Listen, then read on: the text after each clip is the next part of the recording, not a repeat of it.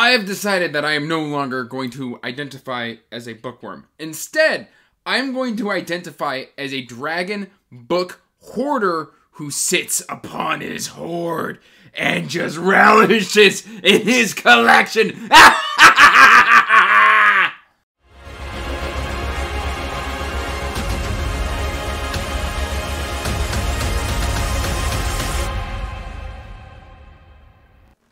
Hey everyone, welcome back to Andrew's Wizardly Reads, and as always guys, I'm Andrew. Today we got a book haul for you. But before we get to that book haul, make sure you're liking and subscribing, hitting that bell notification so you can get regular updates for when I put out new content. I post every Monday, Wednesday, and Friday. Also, make sure you're checking that description box down below for the link to the Wizardly Duo Discord, as well as links to all of my social media and information about my Patreon. And that said, today guys, it's a sizable book haul. I don't know if it's outrageous, but it's big. Let's, as always, we start with the ebooks because they count. So let's move over. And starting off, we've got Eye of the Wolf by A.E. Rain. This is the Lords of Aleka, book 1. I believe this one was free, and so I went ahead and snagged it, but it's usually on my Kindle recommended series. It's got a fair bit of ratings on Amazon as well, so I thought the cover was intriguing enough that I really wanted to snag this one. I follow this author on Twitter, and that's P.L. Stewart. He's getting ready to drop book 2, which is The Drowned Kingdom. So I picked up book 1 because the physical copies are a bit out of my price range, and that's A Drowned Kingdom, and I think this is more of an Atlantis/fantasy story. I also, for free, snagged Flames Over Frosthelm by Dave Dobson, and this is just Inquisitor's Guild. I don't know anything about this other than it was free. I saw it on Twitter. I decided to snag it. Figured I'll get to it someday. And then the rest of these, other than 4, were the SPFBO. If you missed it, there was a giant sale over the weekend. I think ranging from the 25th to the 28th of February. Where, they put 40-plus SPFBO books for, 99 cents on the ebooks. And I snagged a bunch of them. I snagged Legacy of the Brightwash, Tainted Dominion, book 1. I've heard nothing but great things about it, and it sounds super intriguing.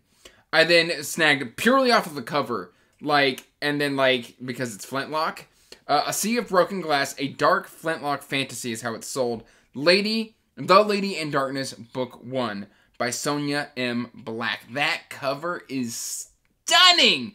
Plus, I like Flintlock. I know I don't read a whole lot of Flintlock on the channel, but that's something I want to fix in the near future. I then got Fortune's Fool. This is the Eterian Empire book 1 by Angela Board.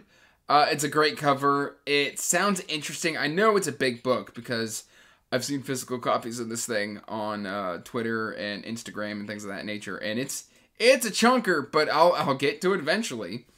And then the 4 that I didn't snag, was I got the first 4 Pilgrim books by Harmon Cooper.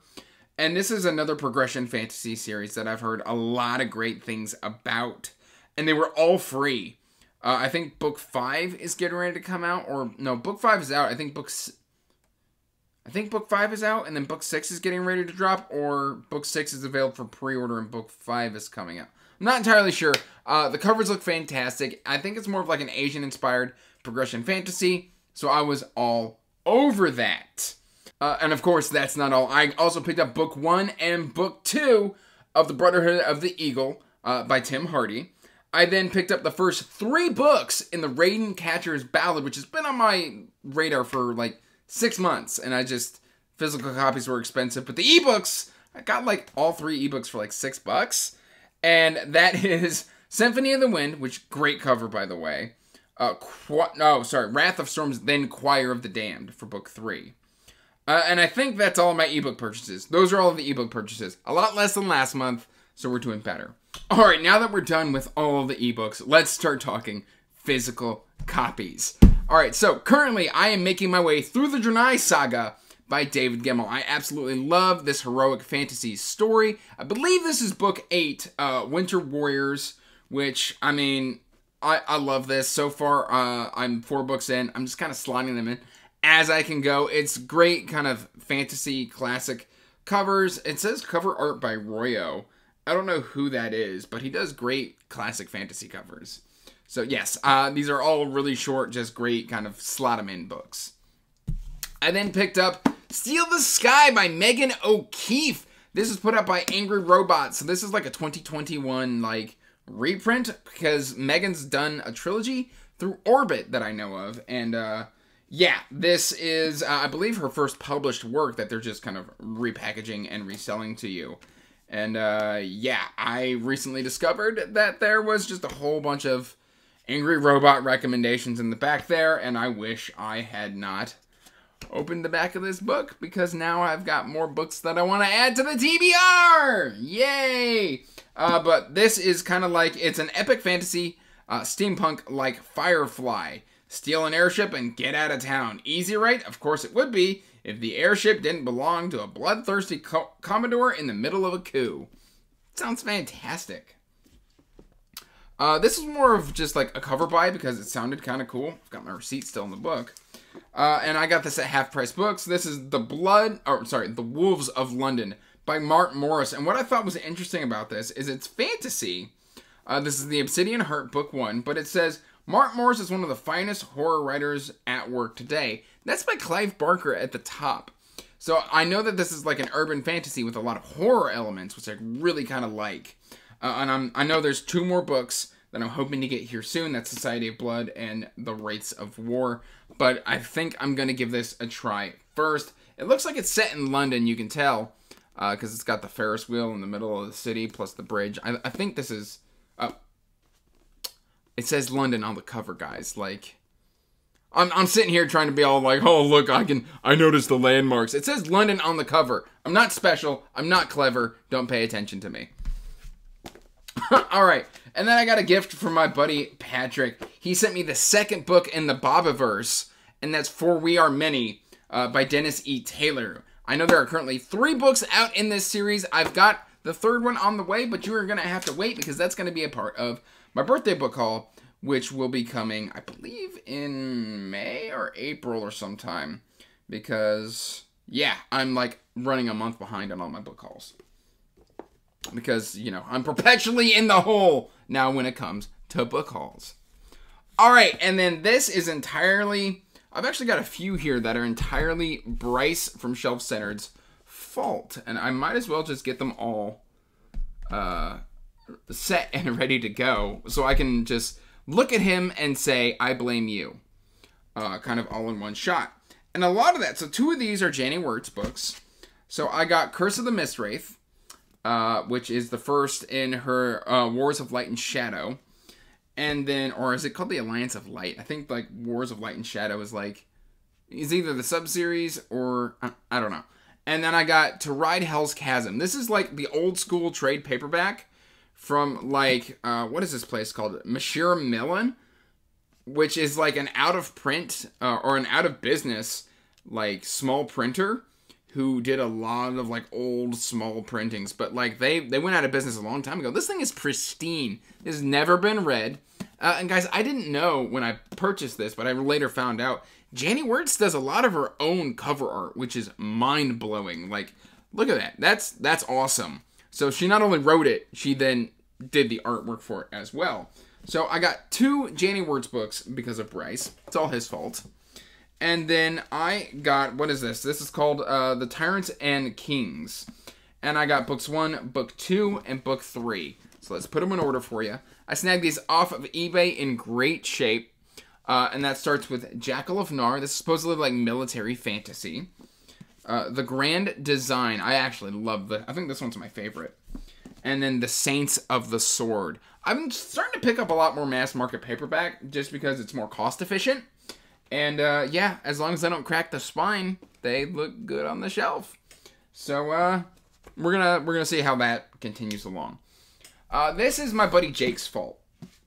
And specifically, I picked up this like 2011 Bantam Special Edition of A Game of Thrones. It's got a little slipcase in it. This is, I think, right prior to the show or around then. But it's also got like previews in the back for like the graphic novel.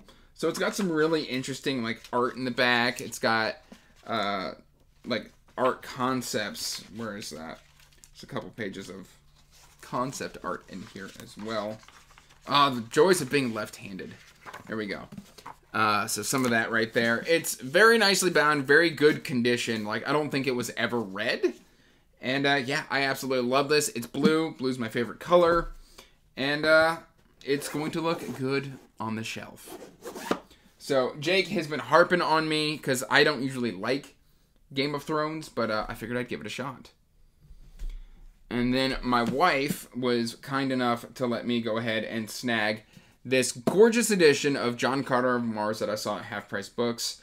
I saw it and I was like, oh yeah, Edgar Rice Burroughs. It's been getting some buzz lately. Apparently, like, it's aged super well because these stories are almost, I think they're over 100 years old at this point. And apparently he was very forward thinking, according to Mike from Mike's Book Reviews. And I saw this on the shelf and I like walked past it. And then 3 days later, I was thinking about this book, and I went back, and it was still there, so I snagged it. This one is the Barnes & Noble edition. I think it's currently out of print, so I was super happy to snag this. It's very beautiful. It's got the gilded edge, all that good stuff that collectors love. All right, I then won a Twitter giveaway for The Rise of Mages by Scott Drakeford. This is, I believe, a fantasy debut. It's got a blurb from Brian Lee Durfee here on the back, and I don't know a whole lot about it. It is this kind of odd-sized, small,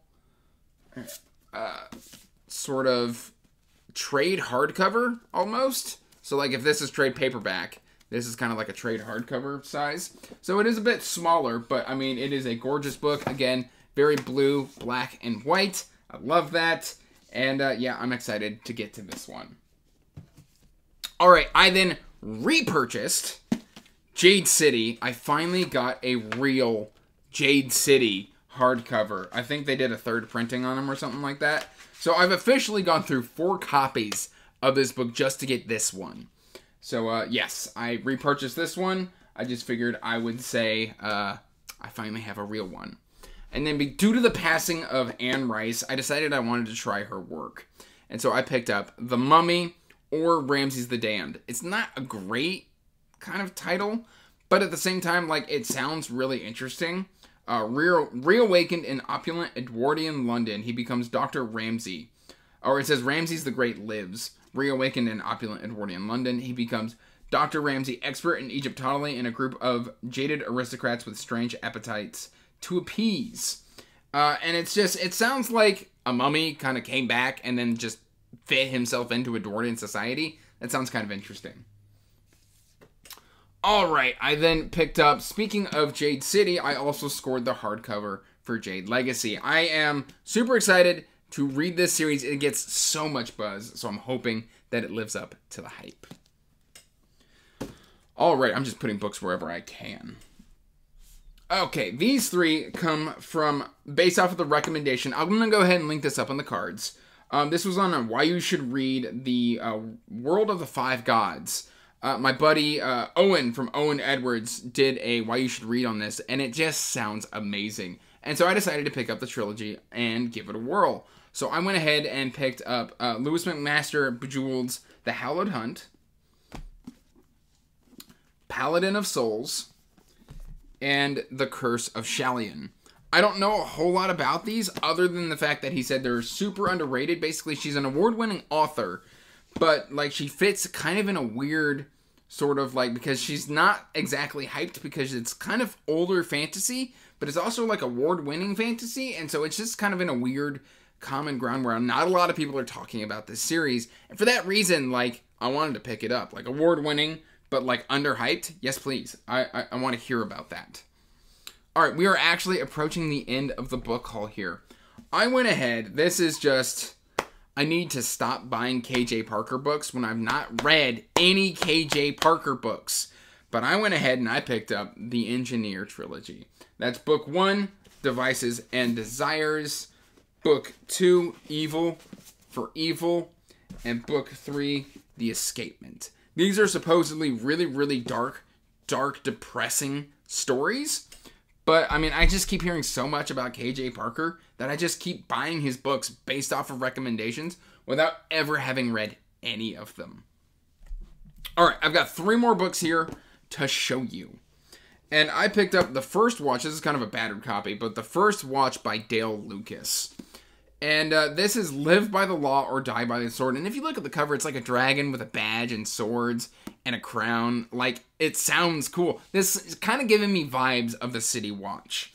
And it's a brilliant premise, wonderfully told. A city that breathes and heroes you can't help but root for. A watchman of the Yanaran City Guard has gone missing. The culprit could be any of the usual suspects. Drug-dealing orcs, mind-controlling elves, uncooperative mages, or humans being typical humans. This sounds fantastic, and I don't hear anybody talk about it. I sampled the first chapter, and I thoroughly enjoyed it, so I'm expecting to love it. I then, of course, have already read and reviewed this one. This is Blood of the Spear by Mark Timoney. He was very kind to send me this review copy, personalized it to me. I enjoyed this. And I believe by the time you see this, the review will be up. Alright, finally, we've got The Blood of the Outcasts by D.A. Smith. I had already gotten an ebook version of this, but the author reached out to me and said, hey, would you like a physical copy to review? And I said, absolutely. And by the time you have seen this, I will probably have already read this. I have it slotted into my March TBR. This sounds like an Asian-inspired fantasy. I am super excited for this because I think this is a planned trilogy, and if I love this, you can bet that, yeah, it's definitely Asian-inspired. You can look at the map there. It's definitely Asian-inspired. But, yeah, I am looking forward to get to that. And then, finally, the last thing I've got here for you is I got a little bit of mail. I'll go ahead and open this up. I have been dying to open this since I got it in the mail. So, oh, it's really well sealed. I should have used the letter opener so I could have kept the envelope. That's fine. But, yeah, let's kind of see what we've got going on here. So, I got a Mike Shell kind of business card. I got 3 gorgeous bookmarks. And he has sent me 3 signed book plates to put in my books, which are going to be going in as soon as this video is over. So, thank you, Mike. That is absolutely fantastic. And, guys, that is the end of this book haul. I am a dragon sitting atop my hoard. That said, guys, till next time, peace out, stay magical, bye.